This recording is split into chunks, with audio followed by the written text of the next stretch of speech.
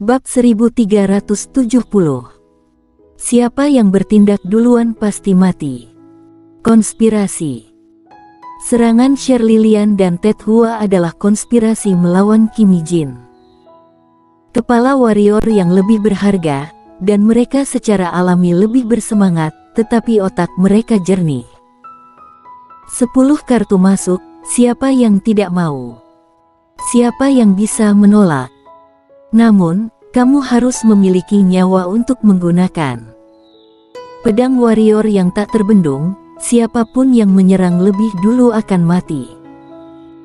Namun, selama warrior yang mengeluarkan pedang, maka mereka tidak perlu waspada lagi. Oleh karena itu, ketika keduanya saling memandang sebelumnya, mereka mencapai kesepakatan diam-diam, yaitu memikat Kimi Jin untuk mengambil tindakan. Mereka berhasil.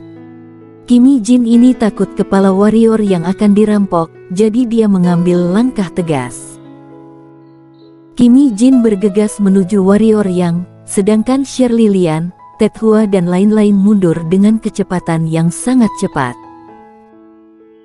Tidak hanya itu, Sherlilian, Ted Hua dan lain-lain juga dengan cepat mengaktifkan perisai energi hitam. Berbagai senjata hitam jenis pertahanan juga diaktifkan. Trio Mu bertiga di samping sangat bingung, karena dia belum pernah melihat kekuatan pedang warrior yang. Oleh karena itu, mereka bertiga tidak mengambil tindakan pencegahan, bahkan tidak mundur. Mereka menatap warrior yang dengan jejak kebingungan di mata mereka. Di kejauhan, melihat Kimi Jin bergegas ke arahnya, warrior yang menyipitkan matanya sedikit dan memegang gagang pedang dengan tangan kanannya. Tak lama kemudian, Kimi Jin datang beberapa meter di depannya. Tanpa ragu sedikit pun, warrior yang meraih pedangnya dan menebasnya. Weng! Dengan suara kicauan pedang, sebuah energi pedang menyembur keluar dari sarung pedang kuno warrior yang. Ketika energi pedang keluar, ruang dalam jarak puluhan ribu mil di sekitar ujung langit retak seketika, dan kemudian langsung runtuh. Pada saat ini, mata semua orang menjadi gelap, seolah-olah langit akan runtuh. Segera, ruang kembali normal. Yang mengejutkan semua orang adalah bahwa Kimi Jin masih ada di sana. Pada saat ini, Kimi Jin berdiri kurang dari 2 kaki di depan warrior yang. Tepat saat dia mengangkat tangannya, sinar emas yang mempesona melintas di tangannya. Jelas, dia ingin menembak, tetapi dia berhenti. Semua orang menemukan bahwa wajah Kimi Jin pucat saat ini, matanya penuh ketakutan. Tidak, harus dikatakan bahwa dia sangat panik, dan keringat terus menetes di dahi dan wajahnya. Jika perhatikan lebih dekat, akan menemukan bahwa tubuh Kimi Jin bergetar saat ini. Kimi Jin memblokir pedang warrior yang. Pikiran ini muncul di benaknya Sherlilian dan yang lainnya, karena Kimi Jin memang masih hidup dan tidak terluka. Terjadi keheningan sesaat, dan tiba-tiba, di arena terdengar suara ngeri, Ted Hua hilang. Mendengar itu, Sherlilian dan yang lainnya menoleh tajam melihat tempat di mana Ted Hua berdiri sebelumnya. Saat ini tempat itu kosong. Seolah memikirkan sesuatu, wajah Sherlilian di sisi lain tiba-tiba menjadi pucat. Tidak hanya dia, tetapi juga Glen Su dan yang lainnya. Adapun trio Mu bertiga. Ketiganya sebenarnya agak sengsara, karena ketiganya tidak ada persiapan sebelumnya, sehingga ketiganya langsung dikejutkan oleh hantaman energi pedang warrior yang terbang ribuan kaki jauhnya. Meskipun mereka bertiga tidak terluka parah, juga tidak ringan. Di bawah sisa kekuatan itu, mereka bertiga langsung hancur ke tanah dan berdarah dari 7 lubang di wajah.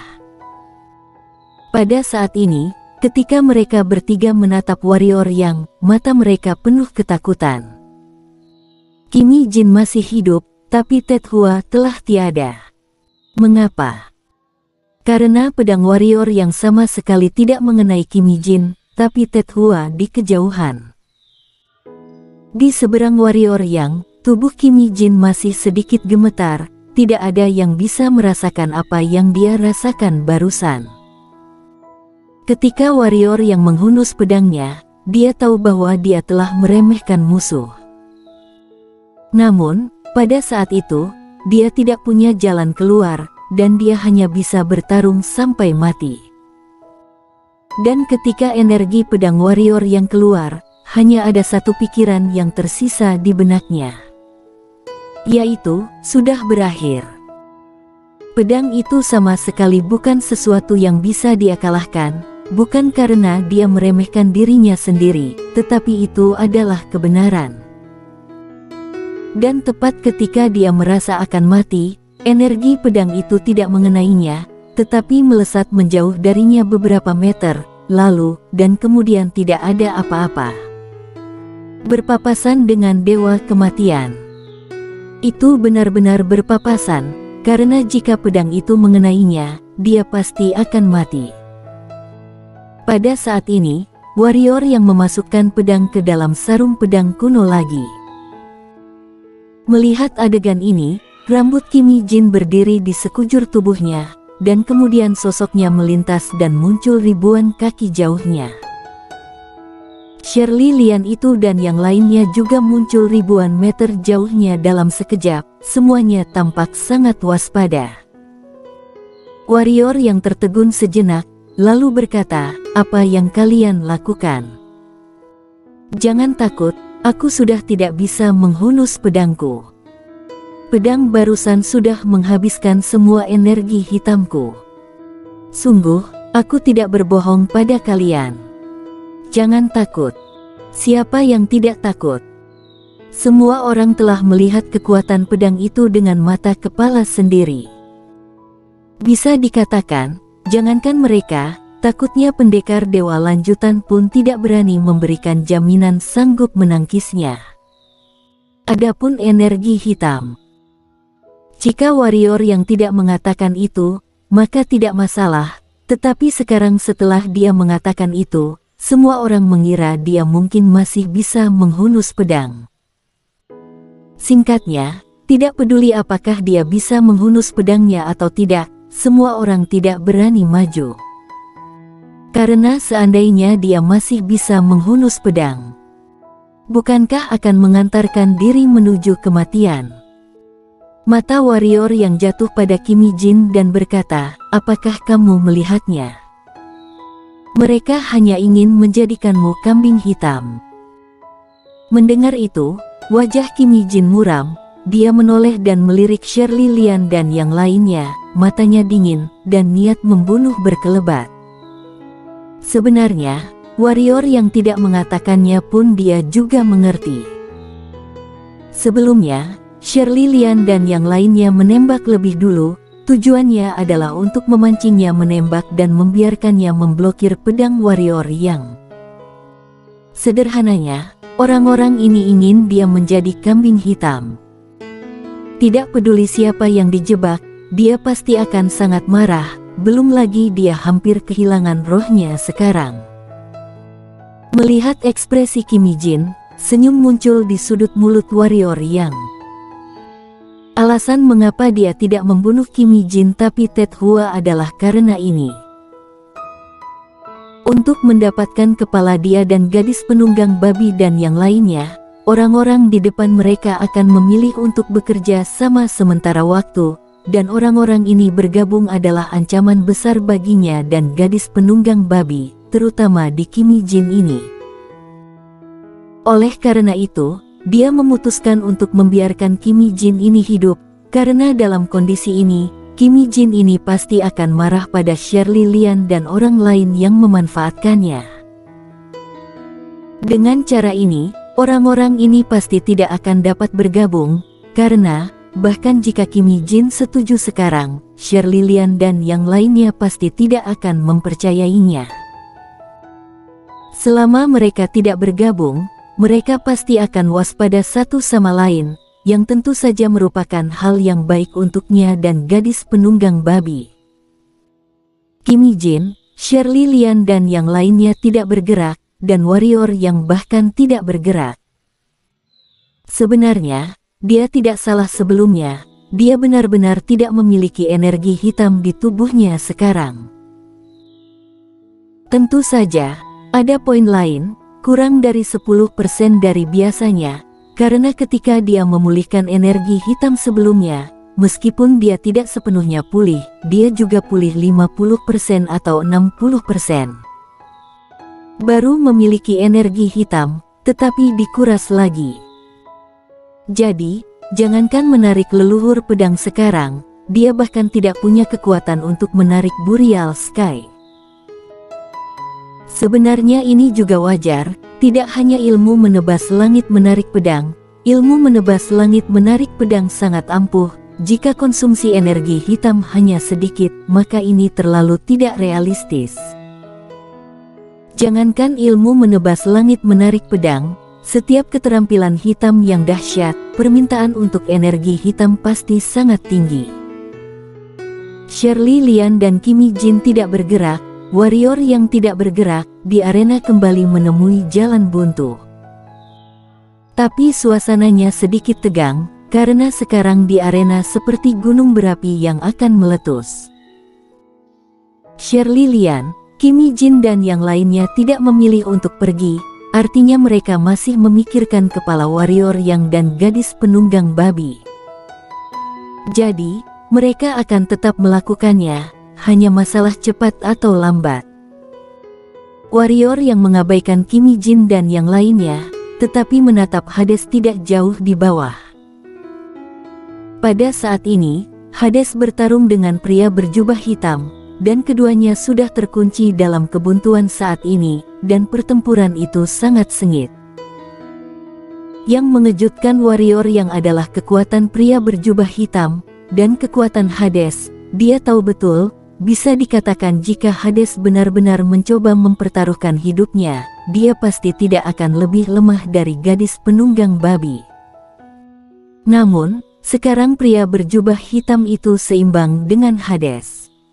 Dari mana jenius ini berasal? Pada saat ini, Shirley Lian di kejauhan tiba-tiba berdiri, matanya tertuju pada Kimi Jin, lalu dia menunjuk warrior yang dan gadis penunggang babi di belakang warrior yang, dan berkata, sekarang mereka berdua terluka parah, jika kita bekerja sama, maka bisa membunuh mereka. Jika tidak bekerja sama, begitu stamina mereka pulih, saat itu, kita hanya bisa melarikan diri. Kimi Jin melirik warrior yang dan gadis penunggang babi, lalu terdiam. Shirley Lian menambahkan, keluhan di antara kita dapat diselesaikan nanti, tetapi kamu juga telah melihat kekuatan mereka berdua. Jika kita tidak menyelesaikan warrior yang berdua sesegera mungkin, sebentar lagi, tiada orang yang sanggup membunuh mereka berdua. Sebaliknya, mungkin kita semua akan dibunuh di sini oleh mereka berdua.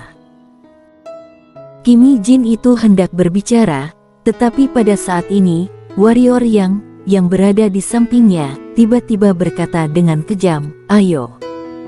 Saling menyakiti. Saat dia mengatakan itu, dia memegang gagang pedang dengan erat di tangan kanannya, dan kemudian berjalan menuju Shirley Lian dan yang lainnya. Kepala ada di sini, datang dan ambil jika kamu punya nyali. Biarkan aku memberitahu kamu, kami memang terluka parah sekarang, tapi, sebelum kami mati, masih bisa menarik kalian ikut mati bersama. Warrior yang berjalan semakin cepat, meski tidak memancarkan jiwa pedang dan momentum, namun ada tekanan tak kasat mata pada Shirley Lian dan yang lainnya. Melihat warrior yang menjadi gila, Shirley Lian dan yang lainnya berubah. Mereka secara alami takut warrior yang akan menjadi gila, karena jika warrior yang menghunus pedang, yang mati mungkin mereka. Memulai atau tidak? Shirley Lian, Kimi Jin dan yang lainnya berada dalam dilema. Jika mereka tidak melakukannya, itu berarti mereka harus melepaskan kartu masuk. Warrior yang ada di depan mereka, dan masih terluka. Bagaimana mereka bisa rela melepaskan kartu masuk? Tapi pantang menyerah berarti siap dibunuh dalam hitungan detik kapan saja. Dilema. Shirley Lian dan yang lainnya berada dalam dilema, tetapi warrior yang berjalan lebih cepat.